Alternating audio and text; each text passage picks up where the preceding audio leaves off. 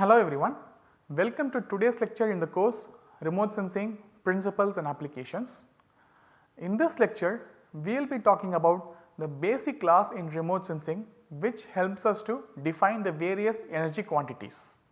Just as a quick recap, in the last class we have discussed about what electromagnetic radiation is, how to characterize like the wavelength, frequency of this electromagnetic radiation, then what electromagnetic spectrum is, then what are the classification of electromagnetic spectrum. All these topics we covered in the last class. This class we will be continuing ahead with how electromagnetic radiation is being generated in nature and how we are going to use it for remote sensing purposes. So, how electromagnetic radiation is produced in nature? In nature, EMR is produced by various processes and mechanisms. Say for example, when we switch on a bulb inside our living room, we are converting electrical energy into light energy. So, light energy is nothing but electromagnetic radiation. We go to take X-rays. So, there the X-ray technician will switch on the X-ray machine which will generate X-ray radiation and it will be irradiated on our body for getting an X-ray image. So, X-ray is nothing but electromagnetic radiation. So, these are simple processes that we observe in our everyday life which produces electromagnetic radiation.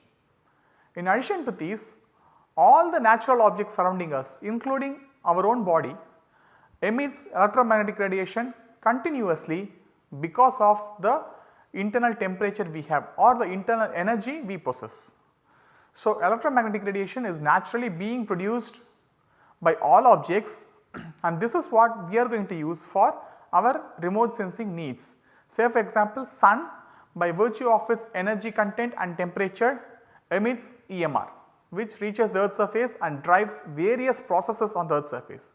Similarly, earth also has its own internal energy and temperature which helps the earth surface to emit electromagnetic radiation. So, are there any means to quantify the amount of radiation emitted by an object? Yes, there are few basic laws which helps us to quantify the radiation emitted by any object at a given temperature T. Those three basic laws are the Planck's law, the Stefan-Boltzmann law and the Wien's displacement law or Wien's law in a simpler sense. What are these laws? First we will start by looking at the Planck's law. So, the Planck's law tells us if an object is at a given temperature T, then the particular object will emit certain amount of radiation in a particular wavelength. That is, Planck's law will tell us the spectral variation of the radiation emitted by an object. That is, in the last class I told you that most of the natural objects when it emits electromagnetic radiation, it will not emit in a single particular wavelength, it will emit energy with a mix of wavelengths. So, the energy, the amount of energy emitted by an object will vary with respect to wavelength and Planck's law will help us to estimate what is the amount of energy emitted by an object at a given wavelength. Then if we want to know the total amount of radiation emitted by the object, then Stefan-Boltzmann law will help us. Stefan-Boltzmann law is nothing but the integration of Planck's law over the entire range of electromagnetic spectrum. That is, Planck's law will give us the spectral variation of emitted energy. If we integrate that particular equation over the entire range of wavelengths known to us, that is between 0 to infinity, we will get the total radiant flux density coming out from the object and that is Stefan-Boltzmann law. So, that is explained here. So, if we integrate Planck's law between the limits of 0 to infinity, we get Stefan-Boltzmann law and Stefan-Boltzmann law suggests that the total radiant flux density of an object is proportional to the fourth power of temperature. That is, as the object's temperature increases, the amount of energy emitted by an object will also increase correspondingly. So, this first we will see with few example plots. So, in this particular slide we have two graphs each telling us what is the amount of electromagnetic radiation emitted by different objects at various temperatures. If we look at this particular figure, here we have objects temperature ranging from 1000 Kelvin to 2000 Kelvin. So, as you can see, as the temperature increases, the amount of energy emitted by an object increases correspondingly as given by Stephen-Boltzmann law, and also these curves do not intersect, that is, as the object temperature increases, at any given wavelength the amount of energy emitted by an object will be increasing. So, these curves normally will not intersect, they will be like lying one above the other. As the object temperature increases, at all given wavelengths the energy emitted will increase, that is one thing. And one more thing you can notice, each and every point on this particular figure or this particular plot is estimated using Planck's law. That is, Planck's law will tell us if an object is, let us say 2000 Kelvin, at given wavelength say 1 micrometer, what will be the energy emitted, at 2 micrometer what will be the energy emitted. So, each point on this curve can be estimated using Planck's law. And then Stephen-Boltzmann law, we can calculate what is the total amount of energy emitted, that is the total area contained within this curve. So, the total area will be given by Stephen-Boltzmann law.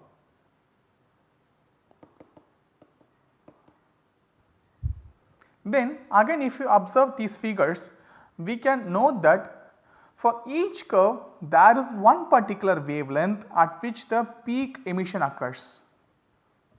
So, here what I am marking in red circles is the particular wavelength at which peak emission occurs for each and every object at various temperatures. So, this characteristic wavelength at which peak emission occurs is given by Wien's displacement law or Wien's law. So, Wien's displacement law will help us to find out the wavelength at which maximum emission takes place. And one more important observation we have to do is, as the object's temperature increases, this particular wavelength at which the peak emission occurs moves continuously towards the shorter side or shorter wavelengths we can say.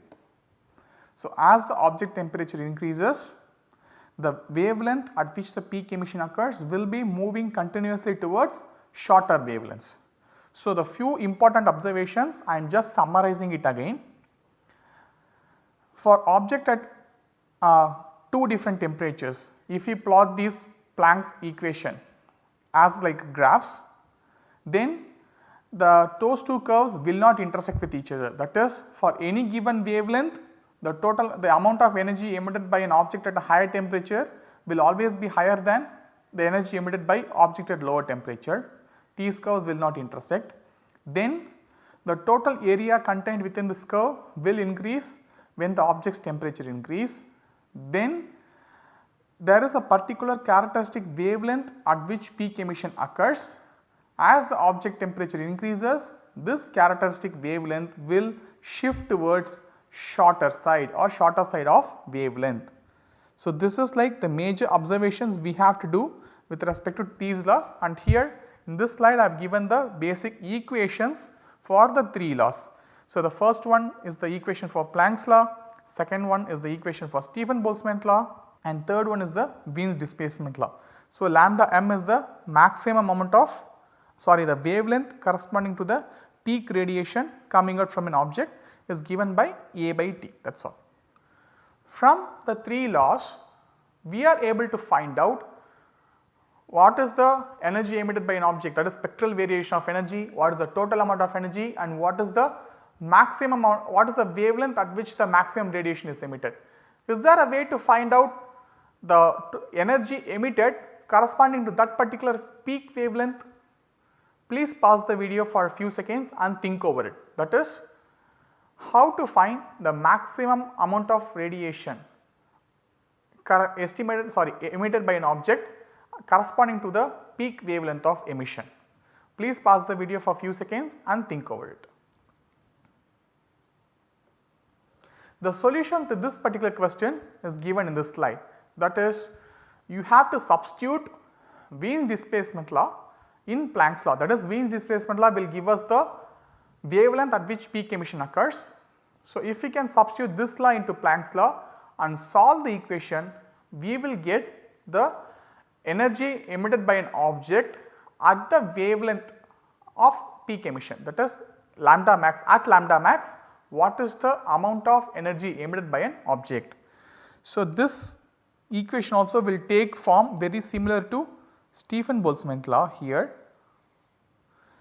that is the m corresponding to lambda max for an object at a given temperature T is equal to B T power 5, where B is another constant, the units are given here, and T to be substituted in Kelvin. Before we proceed further, I just wanted to ensure that few things are kept in mind regarding these laws. First thing is the units with which we get the output from this law, and with which the units we should provide inputs, that is the major thing regarding units. And then the value of constants, we should be really careful about the units and constants when we work with these 3 laws in order to get accurate results. First thing to notice, the Planck's law will give the spectral radiant excitance with a unit of watt per meter square per meter of wavelength. Like when we just look at this unit, it may look little odd to us, that is it reads watt per meter square per meter inverse. So, can't we cancel them together? No, it is not. It is the amount of energy or the power emitted by an object, that is what is the unit for power, per meter square area of object per meter wavelength. So, this meter corresponds to wavelength, this meter corresponds to the area of the object, per unit area of the object, and W is the unit for power, we know it is watt. Okay. So, this is the energy emitted, sorry, the power emitted by unit area of the object per unit wavelength, that is given by Planck's law. Stefan-Boltzmann law, we are integrating everything with respect to wavelength from 0 to infinity. So, this third meter square will go off. So, we will get the units in watt per meter square, the total power emitted by an object per unit meter square area. Okay. So, these are the units of outputs from Planck's law and Stefan-Boltzmann law.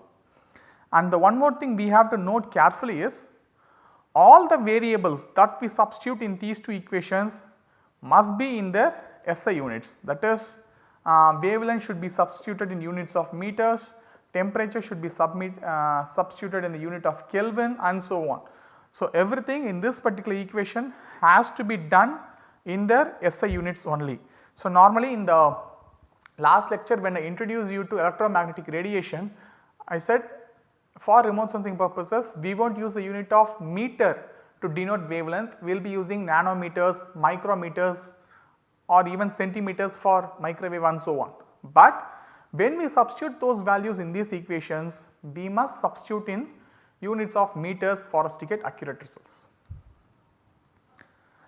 Then if we want to calculate the spectral gradient excitance in linear units other than meters, we have to divide the answer by corresponding conversion factor.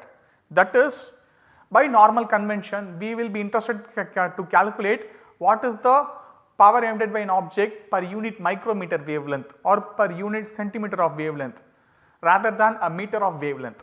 If we want to calculate that, we have to divide the output from Planck's law by the corresponding units. That is, if we want to convert Planck's law into watt per meter square per micrometer of wavelength, we have to divide the output from Planck's law by 10 power 6, because 1 micrometer is equal to 10 power minus 6 meters. So, this conversion factor we have to use. Okay, so, these are some important things we have to remember about using these laws. Then some of the important constant values that we often use in this particular course are given here, and I have like again repeatedly said everything with units and T, absolute temperature Kelvin, everything mentioned. Just remember one thing, only in Wien's displacement law this particular constant has been calculated with units of micrometers. So, the output from Wien's displacement law will directly be in micrometers. Just by mere definition of this constant with unit of micrometer, the output from Wien's displacement law also will be in micrometer, but anyway we can convert them between various units based on our needs. We know the conversion factor, how to convert between micrometer, nanometer, centimeter, meter, all these conversion factors are well known to us. So, we can convert. So, now what we are going to see is from this basic class we now came to know, okay, what is the amount of radiation emitted by an object. The next topic to be understood is what are the source of EMR available for us to do remote sensing. So, remote sensing can basically be carried out either in active manner or passive manner. What is active manner? Active manner means like I have a sensor which observes radiation, but that sensor itself has the capacity to produce EMR and it will send the EMR towards the object of interest and will get the signal back. So, the sensor itself will produce EMR, send it towards the object, receive it back and store it. So, such sort of sensors which can produce EMR as well as receive EMR, we call them as active sensors. A very simple example we use in our everyday life is a camera with a flash attached to it. So, if we switch on the flash and take a picture, what happens? The camera itself produces white light which travels towards the object, falls on the object and gets reflected back and gets stored in the camera itself. So, camera is a very good example for active sensor. Similarly, in remote sensing also we can produce the intended electromagnetic radiation with a given wavelength or a frequency and use it for remote sensing purposes. On the other hand, a sensor can merely observe the radiation coming in from the earth's surface. Either the radiation can be emitted by coming in from the sun or directly emitted by earth. Such sensors which merely observes the radiation coming in from an object are known as passive sensors. So, passive sensors, a good example from our everyday life is a camera with the flash switched off. So, without flash means the camera has to rely on the energy from the surroundings, either the lights we use or sun's radiation. So, remote sensing can be carried out both in active way and passive way. In active way, the sensor itself will have the capacity to produce EMR, send it towards the target and receive it back. Whereas in passive mode, the sensor has to rely on external sources of energy. So, what are these external sources of energy for passive mode of remote sensing? So, in passive mode of remote sensing, the external source of energy is primarily the radiation coming in from the sun. So, when we do remote sensing in the visible, NIR, SWIR and to some extent in MWIR domain, that is visible, near infrared, short wave infrared and mid wave infrared. In these portions, the energy that we receive or we sense using passive sensor are essentially coming in from the sun. Sun provides us the energy required to do remote sensing. On the other hand, if we perform remote sensing of earth's surface in the long wave infrared portion or if we do passive remote sensing in the microwave portion, then such energy levels are naturally emitted by earth's surface features itself and not coming in from the sun. So, sun and earth are essentially the primary source of electromagnetic radiation for passive mode of remote sensing. And in the shorter wavelengths, that is visible, NIR and SWIR wavelengths, the primary energy source is sun. In longer wavelengths such as microwaves or thermal infrared, that is long wave infrared, the primary source of energy is earth itself. In active mode, we do active remote sensing in visible as well as microwave domains. That is, in visible we produce laser lights and use and do laser remote sensing. Similarly, we do microwave remote sensing using active microwave sensors. So, these are also possible. Fine. So, what do we study in passive remote sensing basically? First we will talk about passive remote sensing, then we move to active. In passive, especially in shorter wavelengths of visible, NIR and SWIR wavelengths, what we observe is the amount of solar radiation reflected by the object of our interest. That is, say this is like the object of our interest, some land surface, here there is sun, we have our sensor here. So, solar radiation will be coming in, this will interact with the object of interest and a portion of it will be reflected back. So, the sensor will essentially see the reflected solar radiation. So, this is true primarily in the visible NIR and SWIR bands. On the other hand, in TIR, or to be more precise in the LWIR bands and microwave bands also, sun's incoming radiation is almost 0. So, whatever is emitted, whatever is observed by a remote sensing sensor is primarily emitted by Earth's surface. So, in shorter wavelengths we are observing the reflection nature of an object, how much the object is reflecting. In longer wavelengths, in LWIR and microwave domains, we are naturally observing what is the emitted radiation from Earth's surface features itself. So, this is the source we use for our natural remote sensing purposes. So, this is just to drive home the point, the amount of this is like black body radiation curve for sun and earth. The blue line is for sun and the brown line is for earth. We can see like sun is a very good source of energy, especially in shorter wavelengths. That is why like in SWIR bands, in wavelength less than 3 micrometers, basically whatever we sense in passive remote sensing is primarily driven by sun's energy, whereas in longer wavelengths earth's emission also takes place and whatever we observe is primarily from earth. So, this is for like an ideal black body, whatever curve is given here. In later classes we will see what black body is and how much solar radiation will deviate from this curves, all these things we will see later. But just to give you information that in shorter wavelengths sun's incoming radiation is much higher. So, we are primarily sensing reflected solar radiation, whereas in longer wavelengths we are primarily sensing earth emitted radiation.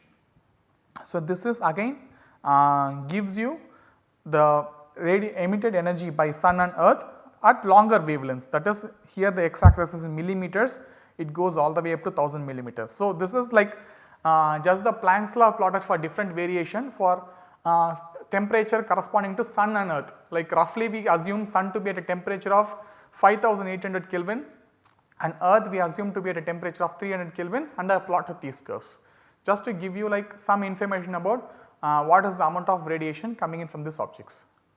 So, just to summarize what we have learnt in today's lecture, we have learnt the basic laws which helps us to calculate the amount of radiation emitted by an object and how to use them for calculating the amount of radiation emitted at a given wavelength, the total amount of radiation, and also to calculate the wavelength at which peak emission occurs. Then we also saw the primary source of energy we use for our remote sensing purposes. So, with this we stop this lecture. Thank you.